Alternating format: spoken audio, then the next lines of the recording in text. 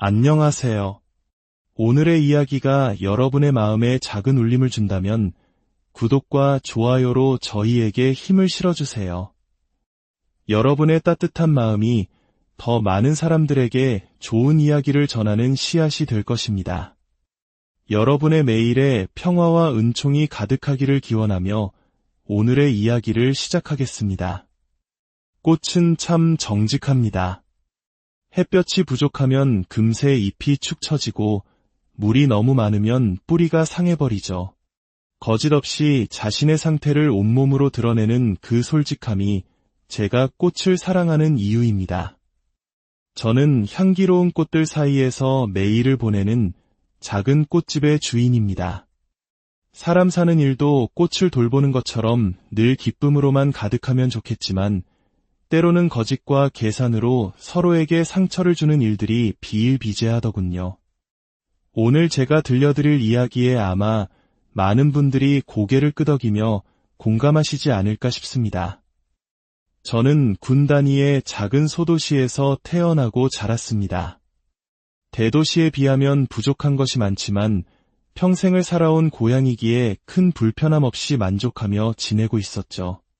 저희 부모님은 본래 다른 지역 출신이셨지만 저희 삼남매가 마당에서 마음껏 뛰어놀 수 있는 환경을 만들어주고 싶어 이곳으로 이사를 오셨다고 합니다. 어머니는 늘 말씀하시곤 했습니다. 이곳으로 이사 오면 작은 텃밭에 상추도 심고 토마토도 기르고 싶었는데 먹고 사는 게 바빠서 그러질 못했네. 그래도 상추보다 더 예쁜 내 새끼들을 길렀으니 그걸로 됐다. 부모님은 동네에서 작은 식당을 운영하셨습니다. 연중무휴, 하루도 쉬지 않고 장사를 하시느라 흔한 휴가 한번 제대로 가보지 못하셨죠. 어릴 땐 그 고생을 미처 몰랐지만 저도 어른이 되고 나니 부모님께 일상의 작은 기쁨이라도 선물해 드리고 싶었습니다. 그래서 시간이 날 때마다 부모님을 모시고 꽃구경을 가거나 동네 꽃집에서 예쁜 꽃다발을 사다 드리곤 했습니다. 어머나, 딸, 이게 무슨 꽃이니? 생일도 아닌데 웬 꽃다발이야. 무슨 날이 아니어도 꽃다발 받으면 기분 좋잖아요. 엄마 기분 좋으시라고 사왔어요. 저희 어머니는 꽃을 정말 좋아하셨습니다.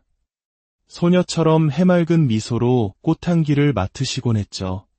그래서 저희 집 식탁 위엔 항상 제가 사다 드린 꽃이 화병에 예쁘게 꽂혀 있었습니다. 정말 예쁘다. 평생 이렇게 꽃밭에서 살면 얼마나 좋을까. 그렇지, 딸? 그렇게 소녀 같던 저희 어머니는 안타깝게도 제가 20살이 되던 해에 신장에 암이 생겨 투병 생활을 시작하셨습니다. 발견했을 땐 이미 다른 장기로 암이 전이된 상태라 몇 번이나 큰 수술을 받으셔야 했죠.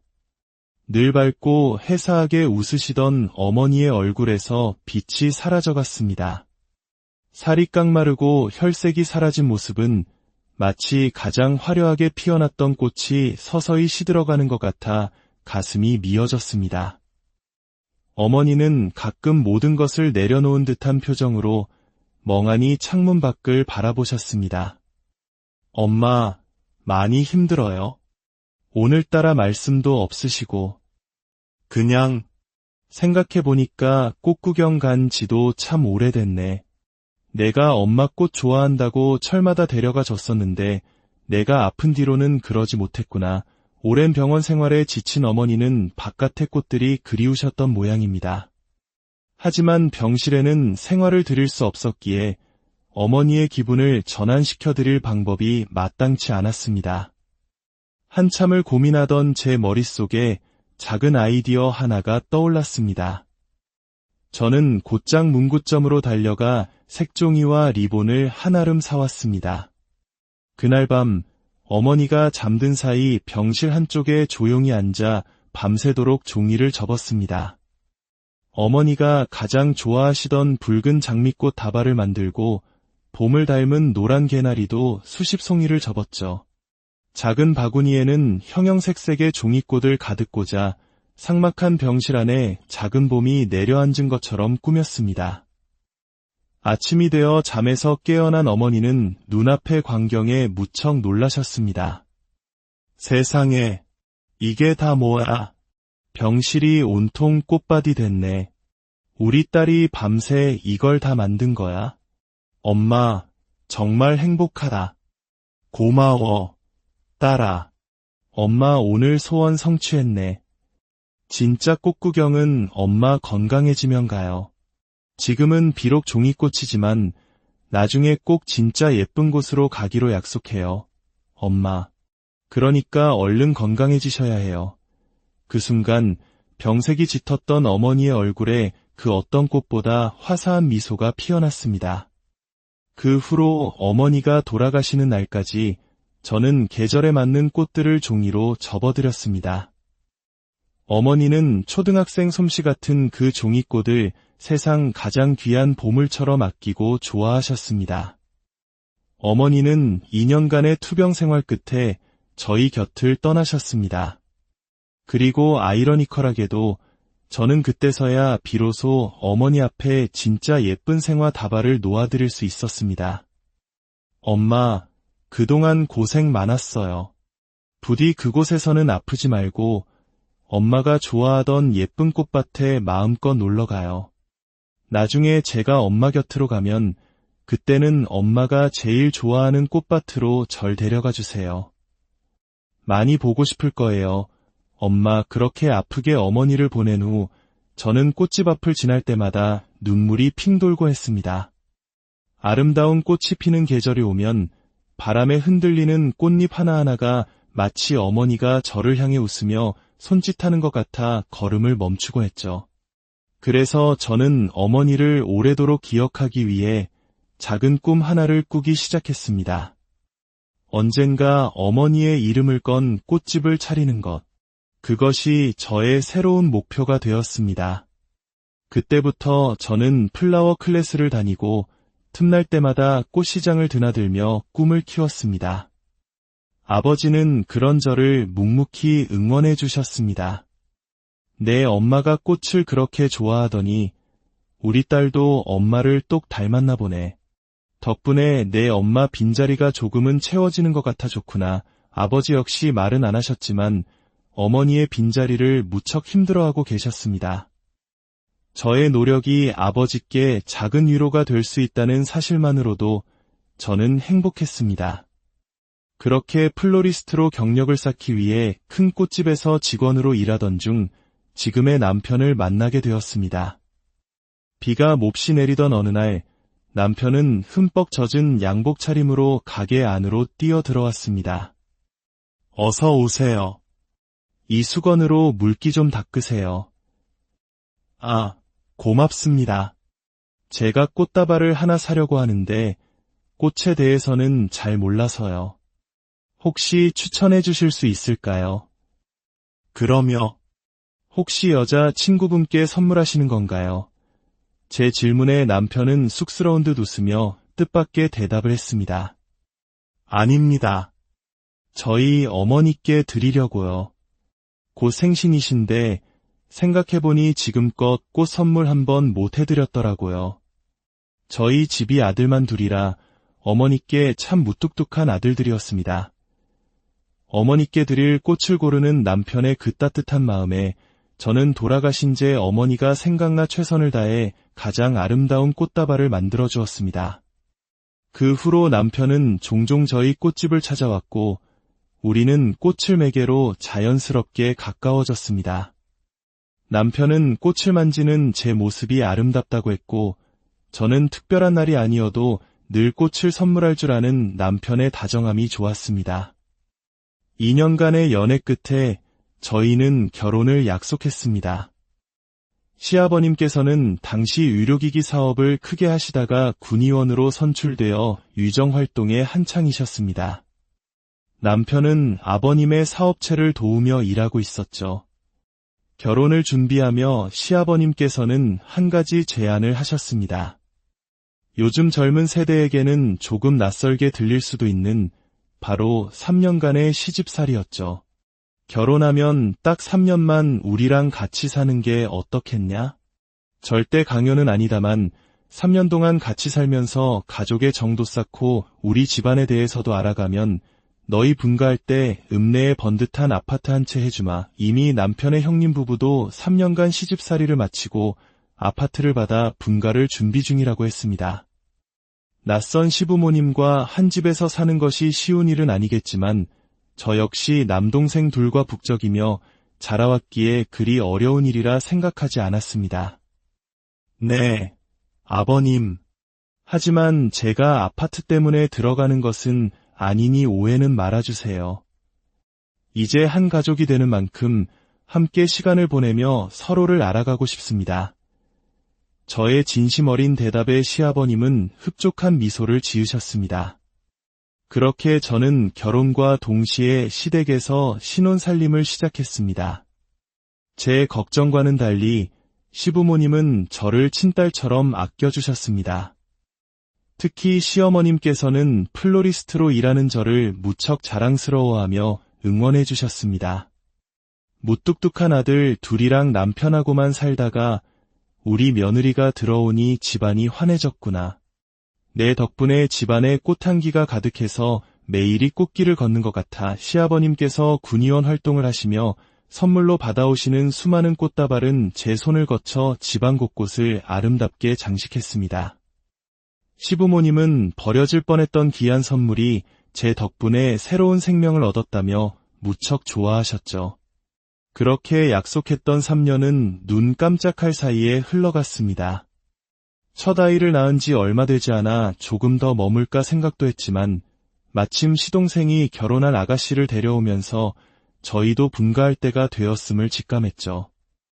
새로 들어온 동서는 대도시에서 살다가 결혼을 준비하며 이곳으로 내려온 미용사였습니다.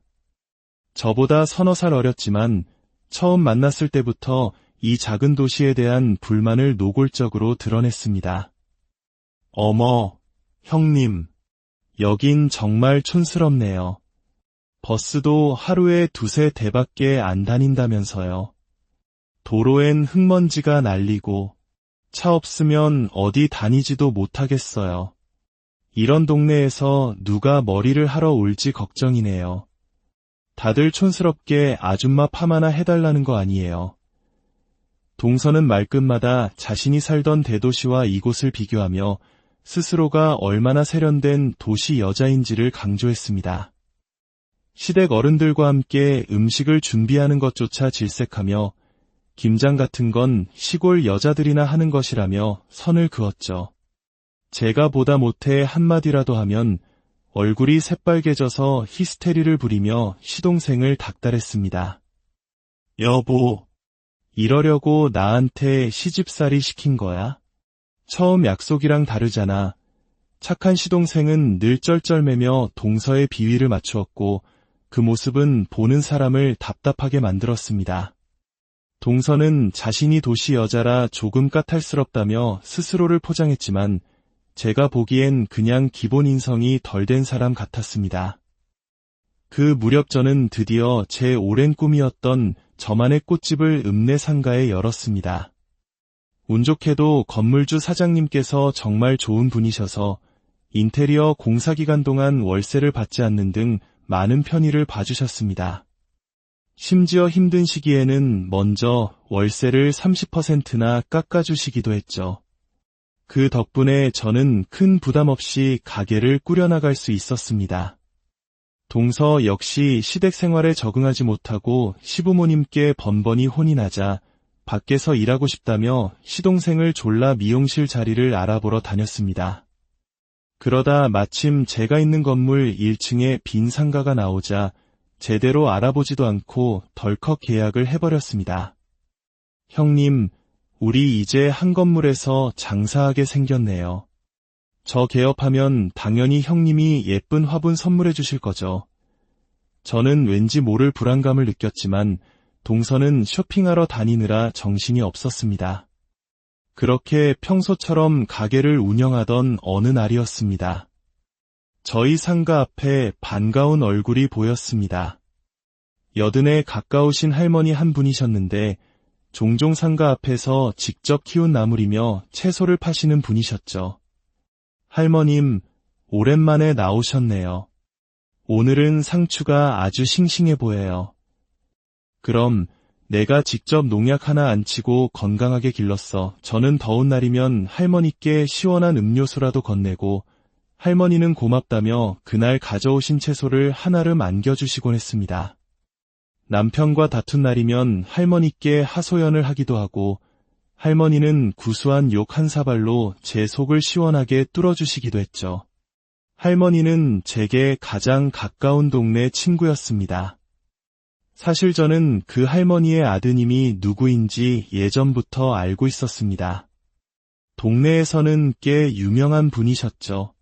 하지만 할머님께서 굳이 내색하지 않으셨기에 저도 모르는 척하고 있었습니다. 그리고 마침내 동서의 미용실 개업날이 다가왔습니다. 시부모님께서는 개업떡과 선물을 준비해 주셨고 저 역시 동서가 좋아할 만한 화분과 꽃다발을 정성껏 준비해 선물했습니다. 한창 개업식으로 분주하던 그때 가게 밖으로 익숙한 할머니의 모습이 보였습니다. 며칠간 보이지 않으시더니 다시 자리를 펴고 앉아 계셨던 겁니다. 하지만 동서는 할머니를 처음 봤는지 잔뜩 인상을 찌푸리며 기분 나쁜 티를 냈습니다. 저 할머니 뭐야? 왜 남의 영업집 앞에서 콩나물을 팔고 난리야? 개업 첫날부터 재수없게. 동서, 원래 여기 자주 오시는 분이야. 너무 야박하게 굴지 마. 형님, 이게 도시였으면 당장 경찰 불렀어요. 저러고 있는데 손님들이 들어오겠어요? 내가 당장 쫓아내야지. 동서는 제가 말릴 틈도 없이 밖으로 뛰쳐나가 할머니께 고함을 쳤습니다. 할머니, 여기서 뭐 하시는 거예요? 저 오늘 개업했으니까 딴 데 가서 장사하세요. 미안하게 됐네. 근데 오늘 가져온 나물이 얼마 되지도 않으니 조금만 있다 가면 안 될까? 여기서 아들이 오기로 해서. 됐고, 당장 비키시라고요. 진짜 경찰 부르기 전에. 세상 물정 모르시나 누가 길바닥에서 파는 나물을 사먹는다고 남의 가게 앞에서 영업 방해를 하고 있어요. 할머니께서도 억울하셨는지 자리를 비키지 않고 맞서자 벼랑간 동서가 씩씩거리며 할머니의 나물 바구니를 발로 뻥 차버리는 것이 아니겠습니까? 그 바람에 할머니가 정성껏 키워오신 나물들이 흙바닥에 나뒹굴었고 동서는 할머니가 깔아두신 돗자리까지 엉망으로 헤집어 놓았습니다. 저는 경악하며 뛰쳐나가 비틀거리는 할머니를 부축하며 동서를 야단쳤습니다. 동서, 지금 어르신께 뭐 하는 짓이야? 행패는 저 할머니가 부린 거죠. 내 가게 앞에서 세금도 안 내고 장사하잖아요. 이거 건물주 허락은 받은 거예요. 그 당당한 태도에 기가 막힌 저는 동서가 모르고 있던 사실 하나를 알려주었습니다. 동서, 몰랐어? 이 건물주 사장님이 바로 이 할머님의 아드님이시잖아. 네. 형님, 그게 무슨 말씀이세요? 건물주 어머니가 왜 여기서 이러고 있어요? 동서는 제 말을 믿지 못하겠다는 듯 더듬거렸습니다. 이 할머님은 남편 일찍 여의고 홀로 힘들게 아들 키워서 건물주까지 만드신 분이야. 그렇게 번 돈도 고아원에 기부하시는 훌륭한 분이라고. 동네 사람들 중에 이 사실 모르는 사람 아무도 없어. 동서, 너 그것도 모르고 이렇게 함부로 대한 거야. 난 몰랐다고요. 그리고 건물주 엄마면 남의 가게 앞에서 일해도 되는 거예요.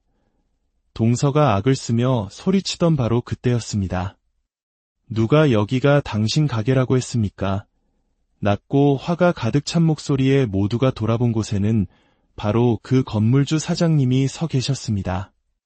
할머니가 기다리시던 아들이 도착한 것이었죠. 사장님은 흙바닥에 흩어진 나무를 속상한 얼굴로 주워 담으며 어머니의 안부를 물었습니다. 그리고는 이내 분노에 찬 눈으로 동서를 노려보며 호통을 쳤습니다. 이봐요, 허수진 씨. 지금 뭐 하는 짓입니까? 누가 우리 어머니께 그렇게 함부로 대해도 된다고 했습니까? 어른에 대한 예의도 없어요. 아니요, 사장님. 제 얘기 좀 들어보세요. 저는 사장님 어머님이신 줄은 정말 몰랐어요. 죄송합니다. 제가 잘못했어요. 동서는 그제야 90도로 고개를 숙이며 빌기 시작했습니다. 하지만 사장님의 분노는 가라앉지 않았습니다. 지금 그 사과도 아주 잘못됐소. 그럼 우리 어머니가 건물주 어머니가 아니었다면, 그냥 길가의 노인네였다면 이렇게 함부로 대하고도 사과할 생각이 없었다는 거 아닙니까? 내가 허수진 씨 남편이 참 신사적이라 좋게 생각했는데 정말 몹쓸 사람이구만. 오늘 이 일 절대로 그냥 넘어가지 않겠습니다. 사장님은 그 말을 끝으로 할머니를 모시고 자리를 떠났습니다. 동서는 그 자리에 주저앉아 발만 동동 구를 뿐이었습니다. 그날 이후 동서의 미용실은 제대로 문을 열어보지도 못했습니다. 건물주 사장님은 정식으로 계약 해지를 통보했고 동서가 저지른 만행은 순식간에 온 동네에 소문이 퍼졌습니다. 시아버님께서는 군의원으로서 체면이 깎였다며 대노하셨고 동서는 시댁에서 완전히 신뢰를 잃고 말았습니다. 결국 동서와 시동생은 그 일을 계기로 시댁에서 쫓겨나다시피 분가했고 당연히 아파트 약속은 없던 일이 되었습니다. 정직하게 자신의 모습을 드러내는 꽃처럼 사람의 인성 또한 언젠가는 반드시 드러나게 마련입니다. 화려한 겉모습으로 자신을 포장하려 했던 동서는 결국 자신의 오만함 때문에 가장 중요한 것들을 모두 잃고 말았습니다. 저는 오늘도 제 작은 꽃집에서 향기로운 꽃들을 돌보며 생각합니다. 사람을 겉모습으로 판단하지 않고 그 안에 담긴 진실한 마음을 볼 줄 아는 지혜를 달라고. 그리고 저와 제 주변 모든 이들의 삶이 거짓 없이 아름다운 안녕하세요. 오늘의 이야기가 여러분의 마음에 작은 울림을 준다면 구독과 좋아요로 저희에게 힘을 실어주세요. 여러분의 따뜻한 마음이 더 많은 사람들에게 좋은 이야기를 전하는 씨앗이 될 것입니다. 여러분의 매일에 평화와 은총이 가득하기를 기원하며 오늘의 이야기를 시작하겠습니다. 꽃은 참 정직합니다. 햇볕이 부족하면 금세 잎이 축 처지고 물이 너무 많으면 뿌리가 상해버리죠. 거짓 없이 자신의 상태를 온몸으로 드러내는 그 솔직함이 제가 꽃을 사랑하는 이유입니다. 저는 향기로운 꽃들 사이에서 매일을 보내는 작은 꽃집의 주인입니다. 사람 사는 일도 꽃을 돌보는 것처럼 늘 기쁨으로만 가득하면 좋겠지만 때로는 거짓과 계산으로 서로에게 상처를 주는 일들이 비일비재하더군요. 오늘 제가 들려드릴 이야기에 아마 많은 분들이 고개를 끄덕이며 공감하시지 않을까 싶습니다. 저는 군 단위의 작은 소도시에서 태어나고 자랐습니다. 대도시에 비하면 부족한 것이 많지만 평생을 살아온 고향이기에 큰 불편함 없이 만족하며 지내고 있었죠. 저희 부모님은 본래 다른 지역 출신이셨지만 저희 삼남매가 마당에서 마음껏 뛰어놀 수 있는 환경을 만들어주고 싶어 이곳으로 이사를 오셨다고 합니다. 어머니는 늘 말씀하시곤 했습니다. 이곳으로 이사 오면 작은 텃밭에 상추도 심고 토마토도 기르고 싶었는데 먹고 사는 게 바빠서 그러질 못했네. 그래도 상추보다 더 예쁜 내 새끼들을 길렀으니 그걸로 됐다. 부모님은 동네에서 작은 식당을 운영하셨습니다. 연중무휴, 하루도 쉬지 않고 장사를 하시느라 흔한 휴가 한번 제대로 가보지 못하셨죠. 어릴 땐 그 고생을 미처 몰랐지만 저도 어른이 되고 나니 부모님께 일상의 작은 기쁨이라도 선물해 드리고 싶었습니다. 그래서 시간이 날 때마다 부모님을 모시고 꽃구경을 가거나 동네 꽃집에서 예쁜 꽃다발을 사다 드리곤 했습니다. 어머나, 딸, 이게 무슨 꽃이니? 생일도 아닌데 웬 꽃다발이야. 무슨 날이 아니어도 꽃다발 받으면 기분 좋잖아요. 엄마 기분 좋으시라고 사왔어요. 저희 어머니는 꽃을 정말 좋아하셨습니다. 소녀처럼 해맑은 미소로 꽃향기를 맡으시곤 했죠. 그래서 저희 집 식탁 위엔 항상 제가 사다 드린 꽃이 화병에 예쁘게 꽂혀 있었습니다. 정말 예쁘다. 평생 이렇게 꽃밭에서 살면 얼마나 좋을까. 그렇지, 딸? 그렇게 소녀 같던 저희 어머니는 안타깝게도 제가 20살이 되던 해에 신장에 암이 생겨 투병 생활을 시작하셨습니다. 발견했을 땐 이미 다른 장기로 암이 전이된 상태라 몇 번이나 큰 수술을 받으셔야 했죠. 늘 밝고 해사하게 웃으시던 어머니의 얼굴에서 빛이 사라져갔습니다. 살이 깡마르고 혈색이 사라진 모습은 마치 가장 화려하게 피어났던 꽃이 서서히 시들어가는 것 같아 가슴이 미어졌습니다. 어머니는 가끔 모든 것을 내려놓은 듯한 표정으로 멍하니 창문 밖을 바라보셨습니다. 엄마, 많이 힘들어요. 오늘따라 말씀도 없으시고. 그냥 생각해보니까 꽃구경 간 지도 참 오래됐네. 내가 엄마 꽃 좋아한다고 철마다 데려가 줬었는데 내가 아픈 뒤로는 그러지 못했구나. 오랜 병원 생활에 지친 어머니는 바깥의 꽃들이 그리우셨던 모양입니다. 하지만 병실에는 생활을 드릴 수 없었기에 어머니의 기분을 전환시켜드릴 방법이 마땅치 않았습니다. 한참을 고민하던 제 머릿속에 작은 아이디어 하나가 떠올랐습니다. 저는 곧장 문구점으로 달려가 색종이와 리본을 한아름 사왔습니다. 그날 밤 어머니가 잠든 사이 병실 한쪽에 조용히 앉아 밤새도록 종이를 접었습니다. 어머니가 가장 좋아하시던 붉은 장미꽃 다발을 만들고 봄을 닮은 노란 개나리도 수십 송이를 접었죠.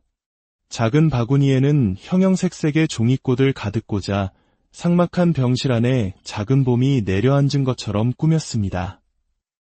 아침이 되어 잠에서 깨어난 어머니는 눈앞의 광경에 무척 놀라셨습니다. 세상에, 이게 다 뭐야? 병실이 온통 꽃밭이 됐네. 우리 딸이 밤새 이걸 다 만든 거야? 엄마, 정말 행복하다. 고마워, 딸아. 엄마 오늘 소원 성취했네. 진짜 꽃구경은 엄마 건강해지면 가요.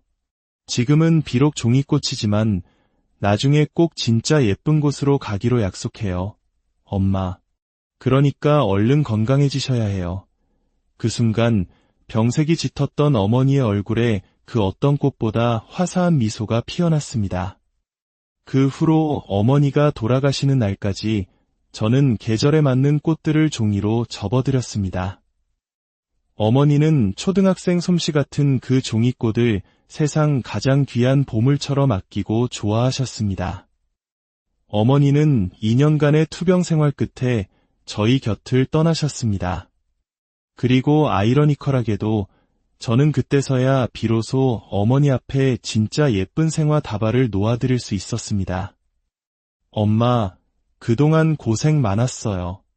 부디 그곳에서는 아프지 말고 엄마가 좋아하던 예쁜 꽃밭에 마음껏 놀러가요. 나중에 제가 엄마 곁으로 가면 그때는 엄마가 제일 좋아하는 꽃밭으로 절 데려가 주세요. 많이 보고 싶을 거예요. 엄마 그렇게 아프게 어머니를 보낸 후 저는 꽃집 앞을 지날 때마다 눈물이 핑 돌고 했습니다. 아름다운 꽃이 피는 계절이 오면 바람에 흔들리는 꽃잎 하나하나가 마치 어머니가 저를 향해 웃으며 손짓하는 것 같아 걸음을 멈추고 했죠. 그래서 저는 어머니를 오래도록 기억하기 위해 작은 꿈 하나를 꾸기 시작했습니다. 언젠가 어머니의 이름을 건 꽃집을 차리는 것. 그것이 저의 새로운 목표가 되었습니다. 그때부터 저는 플라워 클래스를 다니고 틈날 때마다 꽃시장을 드나들며 꿈을 키웠습니다. 아버지는 그런 저를 묵묵히 응원해 주셨습니다. 내 엄마가 꽃을 그렇게 좋아하더니 우리 딸도 엄마를 똑 닮았나 보네. 덕분에 내 엄마 빈자리가 조금은 채워지는 것 같아 좋구나. 아버지 역시 말은 안 하셨지만 어머니의 빈자리를 무척 힘들어하고 계셨습니다. 저의 노력이 아버지께 작은 위로가 될 수 있다는 사실만으로도 저는 행복했습니다. 그렇게 플로리스트로 경력을 쌓기 위해 큰 꽃집에서 직원으로 일하던 중 지금의 남편을 만나게 되었습니다. 비가 몹시 내리던 어느 날 남편은 흠뻑 젖은 양복 차림으로 가게 안으로 뛰어 들어왔습니다. 어서 오세요. 이 수건으로 물기 좀 닦으세요. 아, 고맙습니다. 제가 꽃다발을 하나 사려고 하는데 꽃에 대해서는 잘 몰라서요. 혹시 추천해 주실 수 있을까요? 그럼요. 혹시 여자 친구분께 선물하시는 건가요? 제 질문에 남편은 쑥스러운 듯 웃으며 뜻밖의 대답을 했습니다. 아닙니다. 저희 어머니께 드리려고요. 곧 생신이신데 생각해보니 지금껏 꽃 선물 한번 못 해드렸더라고요. 저희 집이 아들만 둘이라 어머니께 참 무뚝뚝한 아들들이었습니다. 어머니께 드릴 꽃을 고르는 남편의 그 따뜻한 마음에 저는 돌아가신 제 어머니가 생각나 최선을 다해 가장 아름다운 꽃다발을 만들어 주었습니다. 그 후로 남편은 종종 저희 꽃집을 찾아왔고 우리는 꽃을 매개로 자연스럽게 가까워졌습니다. 남편은 꽃을 만지는 제 모습이 아름답다고 했고 저는 특별한 날이 아니어도 늘 꽃을 선물할 줄 아는 남편의 다정함이 좋았습니다. 2년간의 연애 끝에 저희는 결혼을 약속했습니다. 시아버님께서는 당시 의료기기 사업을 크게 하시다가 군의원으로 선출되어 유정활동에 한창이셨습니다. 남편은 아버님의 사업체를 도우며 일하고 있었죠. 결혼을 준비하며 시아버님께서는 한 가지 제안을 하셨습니다. 요즘 젊은 세대에게는 조금 낯설게 들릴 수도 있는 바로 3년간의 시집살이였죠. 결혼하면 딱 3년만 우리랑 같이 사는 게 어떻겠냐? 절대 강요는 아니다만 3년 동안 같이 살면서 가족의 정도 쌓고 우리 집안에 대해서도 알아가면 너희 분가할 때 읍내에 번듯한 아파트 한 채 해주마. 이미 남편의 형님 부부도 3년간 시집살이를 마치고 아파트를 받아 분가를 준비 중이라고 했습니다. 낯선 시부모님과 한 집에서 사는 것이 쉬운 일은 아니겠지만 저 역시 남동생 둘과 북적이며 자라왔기에 그리 어려운 일이라 생각하지 않았습니다. 네, 아버님. 하지만 제가 아파트 때문에 들어가는 것은 아니니 오해는 말아주세요. 이제 한 가족이 되는 만큼 함께 시간을 보내며 서로를 알아가고 싶습니다. 저의 진심 어린 대답에 시아버님은 흡족한 미소를 지으셨습니다. 그렇게 저는 결혼과 동시에 시댁에서 신혼살림을 시작했습니다. 제 걱정과는 달리 시부모님은 저를 친딸처럼 아껴주셨습니다. 특히 시어머님께서는 플로리스트로 일하는 저를 무척 자랑스러워하며 응원해 주셨습니다. 무뚝뚝한 아들 둘이랑 남편하고만 살다가 우리 며느리가 들어오니 집안이 환해졌구나. 내 덕분에 집안에 꽃향기가 가득해서 매일이 꽃길을 걷는 것 같아. 시아버님께서 군의원 활동을 하시며 선물로 받아오시는 수많은 꽃다발은 제 손을 거쳐 집안 곳곳을 아름답게 장식했습니다. 시부모님은 버려질 뻔했던 귀한 선물이 제 덕분에 새로운 생명을 얻었다며 무척 좋아하셨죠. 그렇게 약속했던 3년은 눈 깜짝할 사이에 흘러갔습니다. 첫 아이를 낳은 지 얼마 되지 않아 조금 더 머물까 생각도 했지만 마침 시동생이 결혼한 아가씨를 데려오면서 저희도 분가할 때가 되었음을 직감했죠. 새로 들어온 동서는 대도시에서 살다가 결혼을 준비하며 이곳으로 내려온 미용사였습니다. 저보다 서너 살 어렸지만 처음 만났을 때부터 이 작은 도시에 대한 불만을 노골적으로 드러냈습니다. 어머, 형님, 여긴 정말 촌스럽네요. 버스도 하루에 두세 대밖에 안 다닌다면서요. 도로엔 흙먼지가 날리고 차 없으면 어디 다니지도 못하겠어요. 이런 동네에서 누가 머리를 하러 올지 걱정이네요. 다들 촌스럽게 아줌마 파마나 해달라는 거 아니에요. 동서는 말끝마다 자신이 살던 대도시와 이곳을 비교하며 스스로가 얼마나 세련된 도시 여자인지를 강조했습니다. 시댁 어른들과 함께 음식을 준비하는 것조차 질색하며 김장 같은 건 시골 여자들이나 하는 것이라며 선을 그었죠. 제가 보다 못해 한마디라도 하면 얼굴이 새빨개져서 히스테리를 부리며 시동생을 닥달했습니다. 여보, 이러려고 나한테 시집살이 시킨 거야? 처음 약속이랑 다르잖아. 착한 시동생은 늘 쩔쩔매며 동서의 비위를 맞추었고 그 모습은 보는 사람을 답답하게 만들었습니다. 동서는 자신이 도시 여자라 조금 까탈스럽다며 스스로를 포장했지만 제가 보기엔 그냥 기본 인성이 덜 된 사람 같았습니다. 그 무렵 저는 드디어 제 오랜 꿈이었던 저만의 꽃집을 읍내 상가에 열었습니다. 운 좋게도 건물주 사장님께서 정말 좋은 분이셔서 인테리어 공사기간 동안 월세를 받지 않는 등 많은 편의를 봐주셨습니다. 심지어 힘든 시기에는 먼저 월세를 30%나 깎아주시기도 했죠. 그 덕분에 저는 큰 부담 없이 가게를 꾸려나갈 수 있었습니다. 동서 역시 시댁 생활에 적응하지 못하고 시부모님께 번번이 혼이 나자 밖에서 일하고 싶다며 시동생을 졸라 미용실 자리를 알아보러 다녔습니다. 그러다 마침 제가 있는 건물 1층에 빈 상가가 나오자 제대로 알아보지도 않고 덜컥 계약을 해버렸습니다. 형님, 우리 이제 한 건물에서 장사하게 생겼네요. 저 개업하면 당연히 형님이 예쁜 화분 선물해 주실 거죠. 저는 왠지 모를 불안감을 느꼈지만 동서는 쇼핑하러 다니느라 정신이 없었습니다. 그렇게 평소처럼 가게를 운영하던 어느 날이었습니다. 저희 상가 앞에 반가운 얼굴이 보였습니다. 여든에 가까우신 할머니 한 분이셨는데 종종 상가 앞에서 직접 키운 나물이며 채소를 파시는 분이셨죠. 할머님, 오랜만에 나오셨네요. 오늘은 상추가 아주 싱싱해 보여요. 그럼 내가 직접 농약 하나 안 치고 건강하게 길렀어. 저는 더운 날이면 할머니께 시원한 음료수라도 건네고 할머니는 고맙다며 그날 가져오신 채소를 한아름 안겨주시곤 했습니다. 남편과 다툰 날이면 할머니께 하소연을 하기도 하고 할머니는 구수한 욕 한 사발로 제 속을 시원하게 뚫어주시기도 했죠. 할머니는 제게 가장 가까운 동네 친구였습니다. 사실 저는 그 할머니의 아드님이 누구인지 예전부터 알고 있었습니다. 동네에서는 꽤 유명한 분이셨죠. 하지만 할머님께서 굳이 내색하지 않으셨기에 저도 모르는 척하고 있었습니다. 그리고 마침내 동서의 미용실 개업 날이 다가왔습니다. 시부모님께서는 개업떡과 선물을 준비해 주셨고 저 역시 동서가 좋아할 만한 화분과 꽃다발을 정성껏 준비해 선물했습니다. 한창 개업식으로 분주하던 그때 가게 밖으로 익숙한 할머니의 모습이 보였습니다.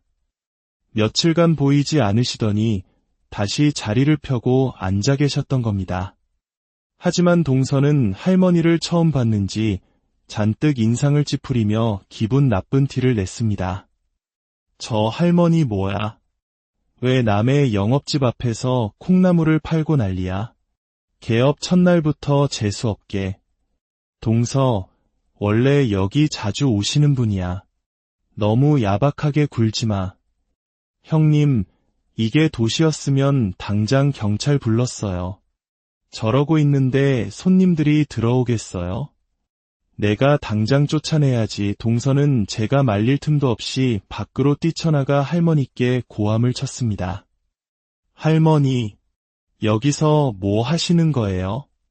저 오늘 개업했으니까 딴 데 가서 장사하세요. 미안하게 됐네. 근데 오늘 가져온 나물이 얼마 되지도 않으니 조금만 있다 가면 안 될까? 여기서 아들이 오기로 해서. 됐고, 당장 비키시라고요. 진짜 경찰 부르기 전에. 세상 물정 모르시나 누가 길바닥에서 파는 나무를 사먹는다고 남의 가게 앞에서 영업 방해를 하고 있어요. 할머니께서도 억울하셨는지 자리를 비키지 않고 맞서자 벼랑간 동서가 씩씩거리며 할머니의 나물 바구니를 발로 뻥 차버리는 것이 아니겠습니까? 그 바람에 할머니가 정성껏 키워오신 나물들이 흙바닥에 나뒹굴었고 동서는 할머니가 깔아두신 돗자리까지 엉망으로 헤집어 놓았습니다. 저는 경악하며 뛰쳐나가 비틀거리는 할머니를 부축하며 동서를 야단쳤습니다. 동서, 지금 어르신께 뭐 하는 짓이야? 행패는 저 할머니가 부린 거죠. 내 가게 앞에서 세금도 안 내고 장사하잖아요. 이거 건물주 허락은 받은 거예요. 그 당당한 태도에 기가 막힌 저는 동서가 모르고 있던 사실 하나를 알려주었습니다. 동서, 몰랐어? 이 건물주 사장님이 바로 이 할머님의 아드님이시잖아. 네. 형님, 그게 무슨 말씀이세요? 건물주 어머니가 왜 여기서 이러고 있어요? 동서는 제 말을 믿지 못하겠다는 듯 더듬거렸습니다. 이 할머님은 남편 일찍 여의고 홀로 힘들게 아들 키워서 건물주까지 만드신 분이야. 그렇게 번 돈도 고아원에 기부하시는 훌륭한 분이라고. 동네 사람들 중에 이 사실 모르는 사람 아무도 없어. 동서, 너 그것도 모르고 이렇게 함부로 대한 거야. 난 몰랐다고요. 그리고 건물주 엄마면 남의 가게 앞에서 일해도 되는 거예요. 동서가 악을 쓰며 소리치던 바로 그때였습니다. 누가 여기가 당신 가게라고 했습니까? 낮고 화가 가득 찬 목소리에 모두가 돌아본 곳에는 바로 그 건물주 사장님이 서 계셨습니다. 할머니가 기다리시던 아들이 도착한 것이었죠. 사장님은 흙바닥에 흩어진 나무를 속상한 얼굴로 주워 담으며 어머니의 안부를 물었습니다. 그리고는 이내 분노에 찬 눈으로 동서를 노려보며 호통을 쳤습니다. 이봐요, 허수진 씨, 지금 뭐 하는 짓입니까? 누가 우리 어머니께 그렇게 함부로 대해도 된다고 했습니까? 어른에 대한 예의도 없어요. 아니요, 사장님, 제 얘기 좀 들어보세요. 저는 사장님 어머님이신 줄은 정말 몰랐어요. 죄송합니다. 제가 잘못했어요. 동서는 그제야 90도로 고개를 숙이며 빌기 시작했습니다. 하지만 사장님의 분노는 가라앉지 않았습니다. 지금 그 사과도 아주 잘못됐소. 그럼 우리 어머니가 건물주 어머니가 아니었다면, 그냥 길가의 노인네였다면 이렇게 함부로 대하고도 사과할 생각이 없었다는 거 아닙니까? 내가 허수진 씨 남편이 참 신사적이라 좋게 생각했는데 정말 몹쓸 사람이구만. 오늘 이 일 절대로 그냥 넘어가지 않겠습니다. 사장님은 그 말을 끝으로 할머니를 모시고 자리를 떠났습니다. 동서는 그 자리에 주저앉아 발만 동동 구를 뿐이었습니다. 그날 이후 동서의 미용실은 제대로 문을 열어보지도 못했습니다. 건물주 사장님은 정식으로 계약 해지를 통보했고 동서가 저지른 만행은 순식간에 온 동네에 소문이 퍼졌습니다.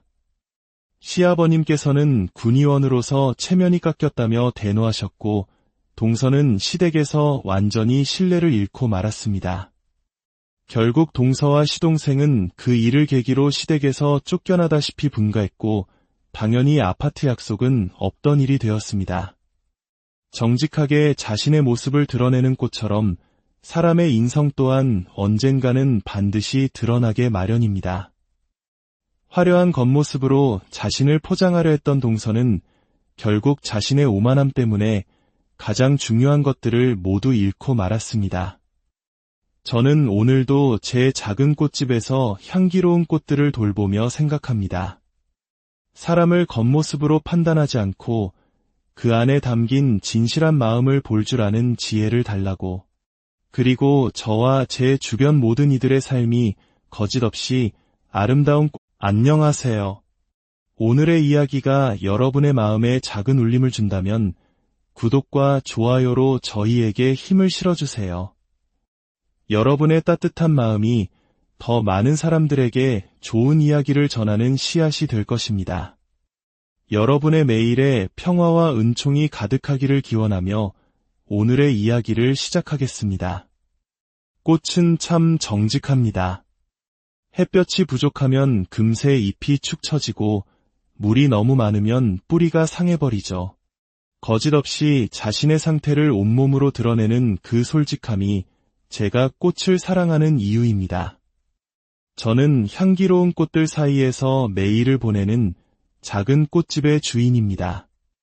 사람 사는 일도 꽃을 돌보는 것처럼 늘 기쁨으로만 가득하면 좋겠지만 때로는 거짓과 계산으로 서로에게 상처를 주는 일들이 비일비재하더군요. 오늘 제가 들려드릴 이야기에 아마 많은 분들이 고개를 끄덕이며 공감하시지 않을까 싶습니다. 저는 군 단위의 작은 소도시에서 태어나고 자랐습니다. 대도시에 비하면 부족한 것이 많지만 평생을 살아온 고향이기에 큰 불편함 없이 만족하며 지내고 있었죠. 저희 부모님은 본래 다른 지역 출신이셨지만 저희 삼남매가 마당에서 마음껏 뛰어놀 수 있는 환경을 만들어주고 싶어 이곳으로 이사를 오셨다고 합니다. 어머니는 늘 말씀하시곤 했습니다. 이곳으로 이사 오면 작은 텃밭에 상추도 심고 토마토도 기르고 싶었는데 먹고 사는 게 바빠서 그러질 못했네. 그래도 상추보다 더 예쁜 내 새끼들을 길렀으니 그걸로 됐다. 부모님은 동네에서 작은 식당을 운영하셨습니다. 연중무휴, 하루도 쉬지 않고 장사를 하시느라 흔한 휴가 한번 제대로 가보지 못하셨죠. 어릴 땐 그 고생을 미처 몰랐지만 저도 어른이 되고 나니 부모님께 일상의 작은 기쁨이라도 선물해 드리고 싶었습니다. 그래서 시간이 날 때마다 부모님을 모시고 꽃구경을 가거나 동네 꽃집에서 예쁜 꽃다발을 사다 드리곤 했습니다. 어머나, 딸, 이게 무슨 꽃이니? 생일도 아닌데 웬 꽃다발이야. 무슨 날이 아니어도 꽃다발 받으면 기분 좋잖아요. 엄마 기분 좋으시라고 사왔어요. 저희 어머니는 꽃을 정말 좋아하셨습니다. 소녀처럼 해맑은 미소로 꽃향기를 맡으시곤 했죠. 그래서 저희 집 식탁 위엔 항상 제가 사다 드린 꽃이 화병에 예쁘게 꽂혀 있었습니다. 정말 예쁘다. 평생 이렇게 꽃밭에서 살면 얼마나 좋을까. 그렇지, 딸? 그렇게 소녀 같던 저희 어머니는 안타깝게도 제가 20살이 되던 해에 신장에 암이 생겨 투병 생활을 시작하셨습니다. 발견했을 땐 이미 다른 장기로 암이 전이된 상태라 몇 번이나 큰 수술을 받으셔야 했죠. 늘 밝고 해사하게 웃으시던 어머니의 얼굴에서 빛이 사라져갔습니다. 살이 깡마르고 혈색이 사라진 모습은 마치 가장 화려하게 피어났던 꽃이 서서히 시들어가는 것 같아 가슴이 미어졌습니다. 어머니는 가끔 모든 것을 내려놓은 듯한 표정으로 멍하니 창문 밖을 바라보셨습니다. 엄마, 많이 힘들어요. 오늘따라 말씀도 없으시고. 그냥 생각해보니까 꽃구경 간 지도 참 오래됐네. 내가 엄마 꽃 좋아한다고 철마다 데려가 줬었는데 내가 아픈 뒤로는 그러지 못했구나. 오랜 병원 생활에 지친 어머니는 바깥의 꽃들이 그리우셨던 모양입니다. 하지만 병실에는 생활을 드릴 수 없었기에 어머니의 기분을 전환시켜드릴 방법이 마땅치 않았습니다. 한참을 고민하던 제 머릿속에 작은 아이디어 하나가 떠올랐습니다. 저는 곧장 문구점으로 달려가 색종이와 리본을 한아름 사왔습니다. 그날 밤 어머니가 잠든 사이 병실 한쪽에 조용히 앉아 밤새도록 종이를 접었습니다. 어머니가 가장 좋아하시던 붉은 장미꽃 다발을 만들고 봄을 닮은 노란 개나리도 수십 송이를 접었죠. 작은 바구니에는 형형색색의 종이꽃을 가득 꽂아 삭막한 병실 안에 작은 봄이 내려앉은 것처럼 꾸몄습니다. 아침이 되어 잠에서 깨어난 어머니는 눈앞의 광경에 무척 놀라셨습니다. 세상에, 이게 다 뭐야? 병실이 온통 꽃밭이 됐네. 우리 딸이 밤새 이걸 다 만든 거야? 엄마, 정말 행복하다. 고마워, 딸아. 엄마 오늘 소원 성취했네. 진짜 꽃 구경은 엄마 건강해지면 가요. 지금은 비록 종이꽃이지만 나중에 꼭 진짜 예쁜 곳으로 가기로 약속해요. 엄마. 그러니까 얼른 건강해지셔야 해요. 그 순간 병색이 짙었던 어머니의 얼굴에 그 어떤 꽃보다 화사한 미소가 피어났습니다. 그 후로 어머니가 돌아가시는 날까지 저는 계절에 맞는 꽃들을 종이로 접어드렸습니다. 어머니는 초등학생 솜씨 같은 그 종이꽃을 세상 가장 귀한 보물처럼 아끼고 좋아하셨습니다. 어머니는 2년간의 투병 생활 끝에 저희 곁을 떠나셨습니다. 그리고 아이러니컬하게도 저는 그때서야 비로소 어머니 앞에 진짜 예쁜 생화 다발을 놓아드릴 수 있었습니다. 엄마, 그동안 고생 많았어요. 부디 그곳에서는 아프지 말고 엄마가 좋아하던 예쁜 꽃밭에 마음껏 놀러가요. 나중에 제가 엄마 곁으로 가면 그때는 엄마가 제일 좋아하는 꽃밭으로 절 데려가 주세요. 많이 보고 싶을 거예요. 엄마 그렇게 아프게 어머니를 보낸 후 저는 꽃집 앞을 지날 때마다 눈물이 핑 돌고 했습니다. 아름다운 꽃이 피는 계절이 오면 바람에 흔들리는 꽃잎 하나하나가 마치 어머니가 저를 향해 웃으며 손짓하는 것 같아 걸음을 멈추고 했죠. 그래서 저는 어머니를 오래도록 기억하기 위해 작은 꿈 하나를 꾸기 시작했습니다. 언젠가 어머니의 이름을 건 꽃집을 차리는 것. 그것이 저의 새로운 목표가 되었습니다. 그때부터 저는 플라워 클래스를 다니고 틈날 때마다 꽃시장을 드나들며 꿈을 키웠습니다. 아버지는 그런 저를 묵묵히 응원해 주셨습니다. 내 엄마가 꽃을 그렇게 좋아하더니 우리 딸도 엄마를 똑 닮았나 보네. 덕분에 내 엄마 빈자리가 조금은 채워지는 것 같아 좋구나. 아버지 역시 말은 안 하셨지만 어머니의 빈자리를 무척 힘들어하고 계셨습니다. 저의 노력이 아버지께 작은 위로가 될 수 있다는 사실만으로도 저는 행복했습니다. 그렇게 플로리스트로 경력을 쌓기 위해 큰 꽃집에서 직원으로 일하던 중 지금의 남편을 만나게 되었습니다. 비가 몹시 내리던 어느 날 남편은 흠뻑 젖은 양복 차림으로 가게 안으로 뛰어 들어왔습니다. 어서 오세요. 이 수건으로 물기 좀 닦으세요. 아, 고맙습니다. 제가 꽃다발을 하나 사려고 하는데 꽃에 대해서는 잘 몰라서요. 혹시 추천해 주실 수 있을까요? 그럼요. 혹시 여자 친구분께 선물하시는 건가요? 제 질문에 남편은 쑥스러운 듯 웃으며 뜻밖의 대답을 했습니다. 아닙니다. 저희 어머니께 드리려고요. 곧 생신이신데 생각해보니 지금껏 꽃 선물 한번 못 해드렸더라고요. 저희 집이 아들만 둘이라 어머니께 참 무뚝뚝한 아들들이었습니다. 어머니께 드릴 꽃을 고르는 남편의 그 따뜻한 마음에 저는 돌아가신 제 어머니가 생각나 최선을 다해 가장 아름다운 꽃다발을 만들어 주었습니다. 그 후로 남편은 종종 저희 꽃집을 찾아왔고 우리는 꽃을 매개로 자연스럽게 가까워졌습니다. 남편은 꽃을 만지는 제 모습이 아름답다고 했고 저는 특별한 날이 아니어도 늘 꽃을 선물할 줄 아는 남편의 다정함이 좋았습니다. 2년간의 연애 끝에 저희는 결혼을 약속했습니다. 시아버님께서는 당시 의료기기 사업을 크게 하시다가 군의원으로 선출되어 유정활동에 한창이셨습니다. 남편은 아버님의 사업체를 도우며 일하고 있었죠. 결혼을 준비하며 시아버님께서는 한 가지 제안을 하셨습니다. 요즘 젊은 세대에게는 조금 낯설게 들릴 수도 있는 바로 3년간의 시집살이였죠. 결혼하면 딱 3년만 우리랑 같이 사는 게 어떻겠냐?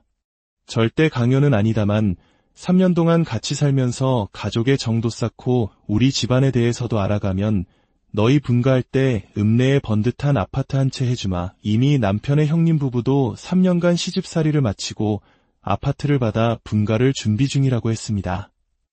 낯선 시부모님과 한 집에서 사는 것이 쉬운 일은 아니겠지만 저 역시 남동생 둘과 북적이며 자라왔기에 그리 어려운 일이라 생각하지 않았습니다.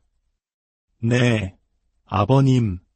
하지만 제가 아파트 때문에 들어가는 것은 아니니 오해는 말아주세요. 이제 한 가족이 되는 만큼 함께 시간을 보내며 서로를 알아가고 싶습니다. 저의 진심 어린 대답에 시아버님은 흡족한 미소를 지으셨습니다. 그렇게 저는 결혼과 동시에 시댁에서 신혼살림을 시작했습니다. 제 걱정과는 달리 시부모님은 저를 친딸처럼 아껴주셨습니다. 특히 시어머님께서는 플로리스트로 일하는 저를 무척 자랑스러워하며 응원해 주셨습니다.